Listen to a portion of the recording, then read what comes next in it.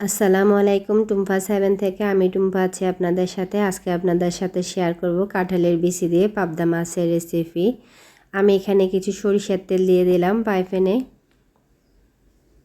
দিয়ে আমি পাবদা মাছগুলা এটা কেটে ধুয়ে পরিষ্কার করে একটু হলুদ আর লবণ মেখে নিয়েছিলাম। এখন আমি এটা ফ্রাই প্যানে দিয়ে ভেজে নেব। আমার মাছটা 1 পিঠ ভাজা হয়ে গেছে, আমি একটু অপর পিঠটা উল্টে দিয়ে একটু ভেজে নিচ্ছি।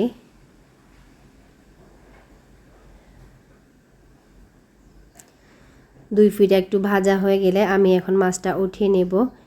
এখন একই ফ্রাই প্যানে আমি আর একটু সামান্য সরিষার তেল দিয়ে দিলাম, দিয়ে আমি এখানে দিয়ে দিব কিছু পেঁয়াজ কুচি। এখানে আমি হাফ কাপের মতো দিয়েছি পেঁয়াজ কুচি। পেঁয়াজটা দিয়ে আমি একটু ভেজে নেব। পেঁয়াজের একটা কাঁচা গন্ধ আছে, সেটা চলে যাওয়া পর্যন্ত হালকা একটু ভেজে নেব। এই পর্যায়ে আমি এখানে দিয়ে দিলাম 1 টিস্পুন রসুন বাটা, হাফ টিস্পুন দিয়েছি আদা বাটা। এখন আমি সব কিছু আবারও একটু ভালো করে ভেজে নেব। এখন দিয়ে দিলাম আমি এখানে কাঁঠালের বিচি। কাঁঠালের বিচি আর এই পাবদা মাছের রেসিপিটা সত্যি খুব ভালো হয়েছিল। আমার ছেলে যখন রান্না করছিলাম তখন খেয়ে বলছিল, আম্মু এটা মনে হচ্ছে যে মাংস দিয়ে রান্না করা হয়েছে, এরকম একটা টেস্ট লাগছিল খেতে। এটা সত্যি ভালো লেগেছে। তো এভাবে অবশ্যই করে খেতে পারেন। এখন কাঁঠালের বিচির সিজন, বাট কাঁঠালের সিজনে তো আমাদের অনেক কাঁঠালের বিচি নষ্ট হয়। তো এভাবে একটু করলে একদিন একভাবে যদি করে খান ভালো লাগবে। এখানে আমি দিয়ে দিলাম 1 টিস্পুন হলুদের গুঁড়া, 1 টিস্পুন মরিচের গুঁড়া, হাফ টিস্পুন দিয়েছি আমি জিরা ধনিয়ার গুঁড়া। যেহেতু মাছ রান্না করছি আমরা, খুব বেশি জিরা ধনিয়ার গুঁড়া দেব না। আর এখানে দিয়ে দিলাম 1 টিস্পুন লবণ। এখন সবগুলো আমি একসাথে ভালোভাবে কষিয়ে নিচ্ছি। আমার চ্যানেলে কাঁঠালের বিচির আরও অনেকগুলো রেসিপি আছে, চাইলে আপনারা দেখে নিতে পারেন। আসলে কাঁঠাল বিচিটা আমি পার্সোনালি খুবই পছন্দ করি, তাই এটা এক একদিন এক একভাবে খাওয়ার চেষ্টা করি। তো আপনারাও যারা আমার মতো কাঁঠালের বিচি পছন্দ করেন তারা একদিন একভাবে রান্না করে খেতে পারেন। একঘেয়েমিভাবে সবসময় যদি একভাবে রান্না করেন তাহলে তো খেতে ভালো লাগবে না।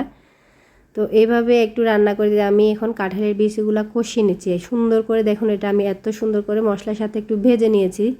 মশলা আর কাঁঠালের বিচিটা যখন ভাজা ভাজা হয়ে আসবে এ পর্যায়ে আমি এখানে দিয়ে দিলাম 200 গ্রাম পানি। রেসিপিটি ভালো লাগলে লাইক কমেন্ট শেয়ার করবেন, সাবস্ক্রাইব করে চ্যানেলের পাশে থাকবেন। এখন আমি এখানে পানিগুলা দিয়ে এটা আরও একটু সিদ্ধ করে নিচ্ছি, যে কাঁঠালের বিচিটা একটু সিদ্ধ হয়ে এলে আমি এটা দেখে নিচ্ছি যে এটা সিদ্ধ হয়েছে কিনা। এটা 80% মতো সিদ্ধ হয়েছে। আমি যেহেতু মাছ দেব, মাছ দিয়ে রান্না করতে করতে বাকিটা সিদ্ধ হয়ে যাবে।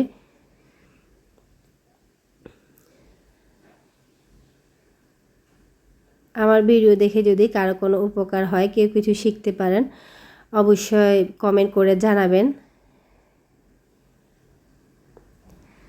আমি এখন পাবদা মাছগুলো দিয়ে দিচ্ছি। এখন আর খুব বেশি নাড়াচাড়া করব না। পাবদা মাছগুলো দিয়ে আমি উপর দিয়ে একটু এভাবে দেখুন আমি কীভাবে করে দিচ্ছি। এটা এরকম করে আমি এটা ঢেকে দিয়ে রান্না করব 15 থেকে 20 মিনিটের মতো।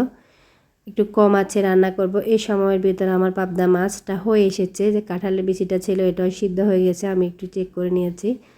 তৈরি হয়ে গেল আমার পাবদা মাছ দিয়ে কাঁঠালের বিচির তরকারি।